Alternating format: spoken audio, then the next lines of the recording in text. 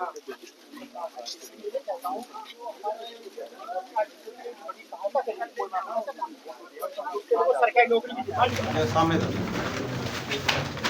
पीछे रखा है। देखिए 4 लाख की आर्थिक मदद देने के लिए राजेश नागर पहुंचे हैं भैया। विधानसभा भी नहीं कर पड़ता है, अधिकतर प्रभावित क्षेत्र जितने भी हैं वो यही हैं। तो फरीदाबाद में बाढ़ग्रस्त इलाकों का लगातार राज्य मंत्री राजेश नागर दौरा कर रहे हैं और ऐसे में एक घटना घटी। एक 11 वर्षीय युवक की यमुना के बाढ़ के पानी में डूबकर मौत हो गई और वहां सहायता राशि देने के लिए भी राजेश नागर खुद पहुंचे हैं। उनसे बात कर लेते हैं। आर्थिक तौर पर मदद करने के लिए पहुंचे हैं। बाढ़ में एक बच्चे की मौत हो गई थी।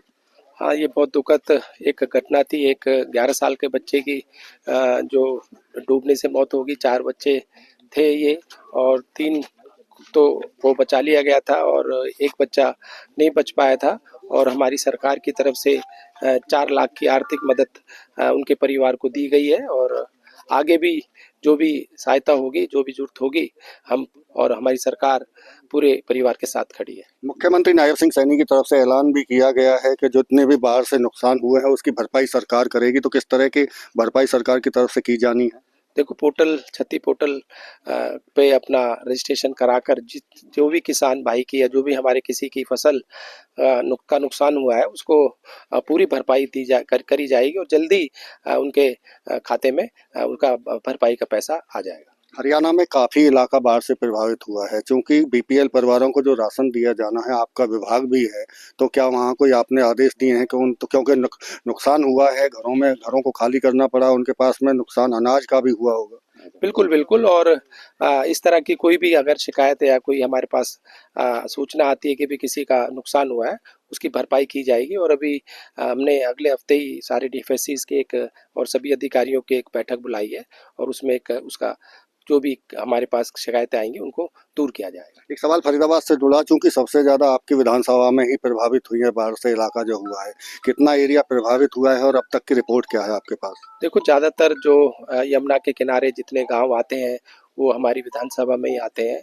और अगर बसंतपुर की बात करें, चाहे महतपुर की बात करें, लालपुर की, किड़ावली की बात करें, मझावली, अरवा, मोटुका, जो जितने गांव ये लगते हैं यमुना के साथ साथ, इनमें जो भी नुकसान हुआ है मैं खुद जाकर मौके पे गया हूँ। और पोर्टल के लिए भी सबको आदेश दे दिए कि जिसका कोई दिक्कत आती है पोर्टल में रजिस्ट्रेशन कराने के लिए, तो पटवारी और हमारे दूसरे अधिकारी सभी को आदेश दिए गए कि किसानों की पोर्टल में रजिस्ट्रेशन कराने के लिए मदद करें। और कोई भी किसी तरह की कोई नुकसान है तो सरकार पूरा उनके परिवारों के साथ खड़ी है जिनको नुकसान हुआ है। दूसरी बार आप दौरे पे निकले हैं फरीदाबाद में, 1 दर्जन से ज्यादा जगह पे दौरा करके आए हैं। कहीं आपको लगा है कुछ हिदायत देने की, अधिकारियों को निर्देश देने की जरूरत है, अभी कुछ कमी है? नहीं, जहाँ भी राहत कैंप लगे हैं, चाहे मोटुका की बात करें, चाहे अरुआ की बात करें, चांदपुर की बात करें, मैं खुद पर्सनली मिलकर आया हूँ लोगों से। तो उनसे पूछा भी है खाने वाने की कोई दिक्कत तो नहीं है, खाना समय पे मिल रहा है, पूरा मिल रहा है, ठीक मिल रहा है। तो सबने कहा है जी खाना मिल रहा है, पूरा मिल रहा है। डॉक्टर के कैंप भी वहाँ लगे हुए और हेल्थ चेकअप कैंप, और हमारे हॉस्पिटल के अधिकारी, हमारे डॉक्टर्स भी वहाँ पर हैं। कोई किसी को दवाई की ज़रूरत है, कोई चेकअप की ज़रूरत है, तो 24 घंटे वहाँ पर बैठे हैं। और बिजली की व्यवस्था का भी पूरा ध्यान रखा गया है और साथ में आदेश दिए हैं कि अगर लाइट जाती है तो जनरेटर का भी उसका इंतजाम किया जाए, जिससे जो भी वहाँ पर रह रहे हैं उनको कोई दिक्कत ना आए। बाढ़ को लेकर चूंकि यमुना का जलस्तर पिछले शाम से देख रहे हैं कि 40,000 क्यूसेक कम भी हुआ है, क्या कितनी राहत, क्या आपके पास कोई रिपोर्ट पानी बढ़ने या घटने की?